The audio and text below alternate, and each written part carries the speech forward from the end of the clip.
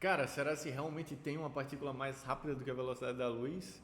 Hoje vai ser o react aí que a gente vai fazer do canal Ciência Todo Dia e vão aprender comigo aí, né? Eu gosto muito de aprender coisas novas, assim, curioso, né?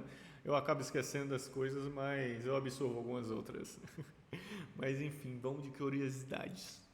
No dia 23 de setembro de 2011, o experimento Opera fez um anúncio que chocou o mundo. A detecção de uma partícula se Café? movendo mais rápido do que a luz. E esse resultado desafia todo o conhecimento prévio da física, incluindo a teoria da relatividade de Albert Einstein. É porque, assim, eu humildemente, como um Zé Ninguém, o que eu sei da teoria da relatividade é que nada consegue ser mais rápido que a velocidade da luz. Porque se você. Assim, né? Eu cagando, falando merda. Porque se você for mais rápido que a velocidade da luz, meio que você para no tempo. Um bagulho assim. Mas enfim. É pra dar nó na mente.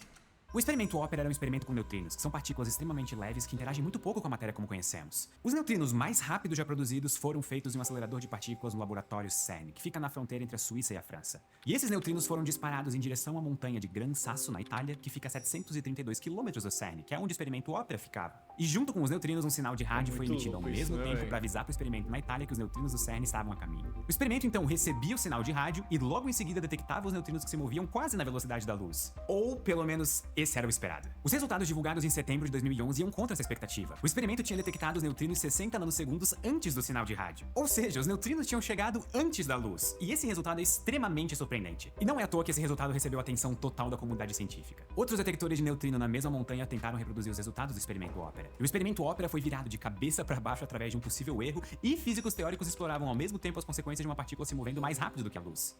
A ideia de uma partícula que pode se mover mais rápido do que a luz não era inédita. O conceito se consolidou nos anos 60 e tem um nome: táquio, que vem do inglês antigo tach, e isso significa rápido, ágil. Táquions parecem ir contra a relatividade. Segundo a relatividade de Einstein, a matéria não pode se mover mais rápido do que a luz. E se algo se movesse mais rápido do que a luz, esse algo poderia voltar no tempo. O resultado do experimento Opera reviveu o interesse em táquions. E é aqui que eu falo que o resultado do neutrino mais rápido do que a luz estava errado. O erro nesse caso foi um cabo de fibra ótica mal conectado, e ele gerava um erro sistemático nas medidas de tempo do experimento. E antes que pareça incompetência do cientista... Cara, agora que doideira, né? E, tipo, é um negócio que envolve milhões e milhões de dólares e o erro tá num cabozinho. Como é que o cara... Sabe, como é que a pessoa chega no cabo que tava dando defeito? Cara, só do cara ter a leitura de todas essas informações para conseguir chegar no cabo que tá tendo defeito. Esse é o tipo de erro que afeta todo... Só isso é da mente explodir, já. Só de conseguir encontrar o erro no cabo. Todas as leituras da mesma forma. Então é impossível de detectar esse erro só com análise estatística. É o pior tipo de erro possível para um experimento. E ele só fica óbvio quando ele causa um erro dramático como esse. Só que nem todo erro experimental vem pro mal. Porque reviver a ideia de táquions não foi um desperdício de tempo. Táquions talvez possam explicar algumas das perguntas em aberto do nosso universo, como a presença de matéria escura, que é um tipo de matéria invisível que compõe 80% das galáxias, ou talvez até ajudem a explicar a expansão acelerada do universo e a origem da energia escura, que é a energia misteriosa que causa essa expansão acelerada. O falso positivo do experimento Opera talvez dê frutos realmente positivos.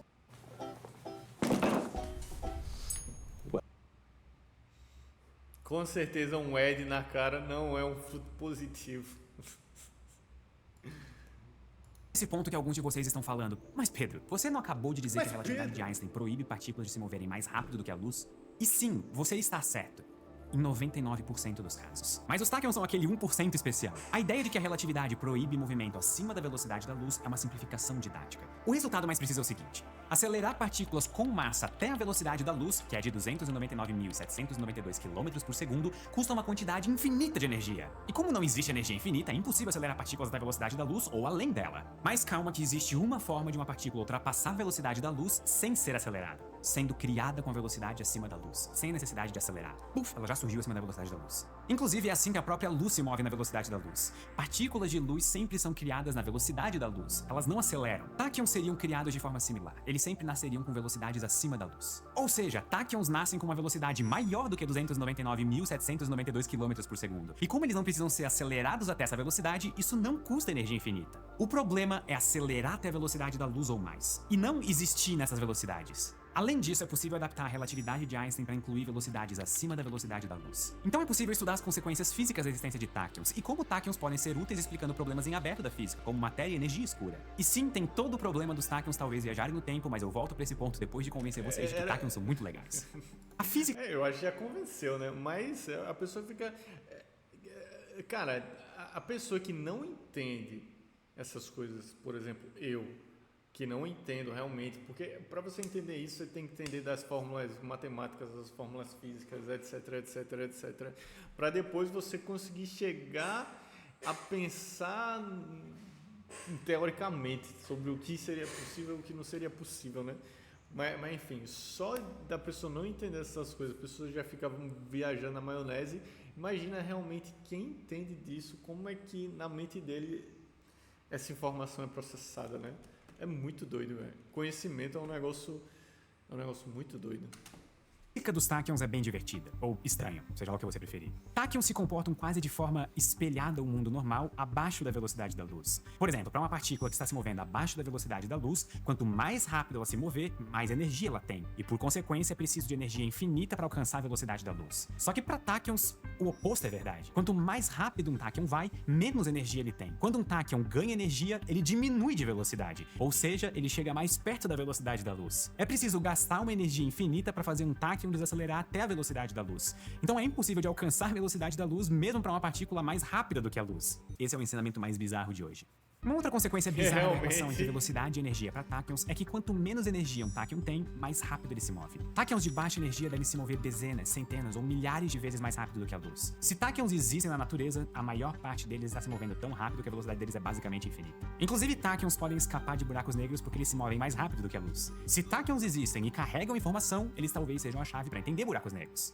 O que nos leva à pergunta: se táquions existem no universo, dá pra detectar ele de alguma forma? A resposta é talvez. Táquions têm Porque, cara, se isso realmente existisse e o ser humano conseguisse dominar isso, imagina você conseguir transportar energia à velocidade infinita.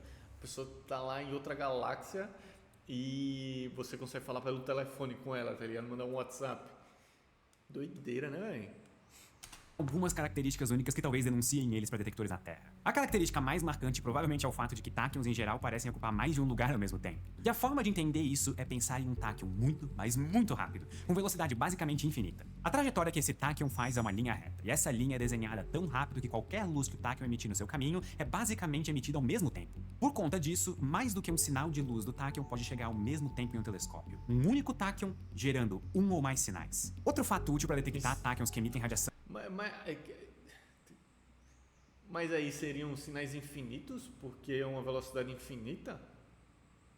É que eles devem emitir radiação de forma similar a um boom sônico, bem parecido com um avião quebrando a barreira do som. A radiação do táquion vai ser emitida em um padrão cônico bem característico. A outra forma de detectar táquions seriam através de seus efeitos gravitacionais. Se táquions têm massa, eles têm um efeito gravitacional. E é aqui que nós temos um problema técnico. Existem diferentes candidatos de táquions que têm comportamentos gravitacionais diferentes.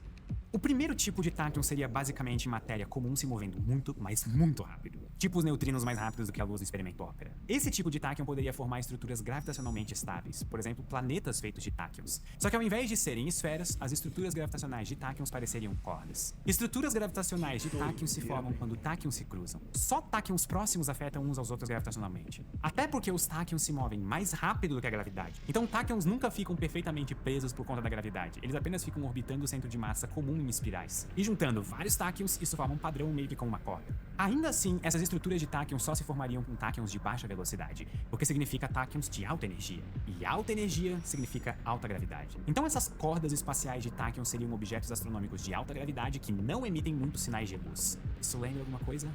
Matéria escura. Se táquions existem e contribuem significativamente para a gravidade do universo sem interagir de outras formas com a matéria comum, eles são candidatos perfeitos para a matéria escura. A pergunta que resta é, dá para diferenciar matéria escura feita de táquions de outros tipos de matéria escura? Atualmente nós não sabemos, mas ainda precisamos modelar melhor como que a gravidade de concentrações de táquions afetaria a luz que passa por perto. Se a matéria escura de táquions distorcer o caminho da luz de uma forma diferente de outras teorias de matéria escura, então seria possível diferenciar táquions de outras teorias. O segundo tipo possível de táquion tem o efeito oposto. Se táquions se comportam de forma oposta... Antes dele falar a segunda parte aí, cara, às vezes eu fico pensando aqui porque é como como eu vejo a ciência. é como você assistir uma série que ela termina quando tá ficando boa, sabe? É tipo isso. Tipo, ela parou de ser produzida no auge dela. É a ciência pra mim. Porque, cara, você fica com tantas perguntas esperando respostas, só que essas respostas muito provavelmente não chegarão enquanto você estiver vivo, sabe? É meio deprimente. Não devia ter puxado esse tópico, mas é como eu vejo, sabe? É uma série foda que... tá ligado? A matéria em relação à velocidade e energia, então táquions talvez tenham um comportamento oposto em relação à gravidade. Ou seja, táquions talvez gerem um tipo de antigravidade, adicionando um termo repulsivo na equação do universo, causando uma expansão acelerada dele, exatamente como a energia escura faz. Então táquions talvez ajudem a gente a explicar esse outro mistério da natureza, que é a energia escura e a expansão acelerada do universo. Táquions parecem legais. Eles até são bons candidatos para problemas em aberto da física. Só tem um problema. Eles talvez causem paradoxos temporais. Mas quem nunca causou um? E uma das formas de demonstrar isso é o experimento do antitelefone de Thoma. Aí fodeu. Quando coloca viagem no tempo, nada mais faz sentido. Vamos imaginar que cientistas criaram um aparelho capaz de receber e emitir informação usando táquions. Um laboratório na Terra envia uma pergunta para outro laboratório na Lua usando táquions. Qual que é a cor do céu? Aí o laboratório da Lua responde, de dia ou de noite, também usando táquions. O problema é o seguinte, como táquions se movem mais rápido do que a luz, eles também às vezes voltam no tempo.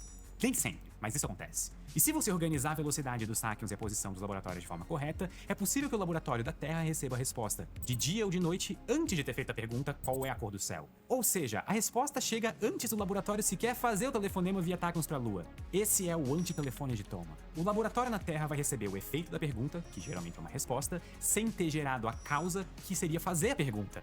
Isso parece violar a ideia de causa e efeito.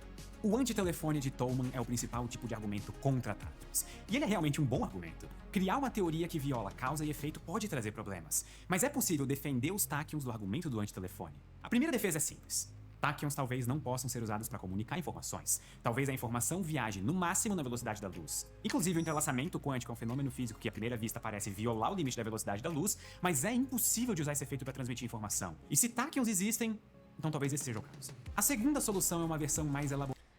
O negócio de... Assim, porque eu assisto muito ficção científica. E eu sei que ficção científica não é ciência. Mas me escuta. Seria muito paia se a gente não conseguisse transmitir informação mais rápido que a velocidade da luz, sabe? Porque, sei lá, vamos supor que a humanidade realmente conseguisse se expandir e habitar outras galáxias ou outras estrelas distantes. Seria incomunicável um ser humano aqui e um ser humano, sabe, a essa distância. Mas, enfim, né?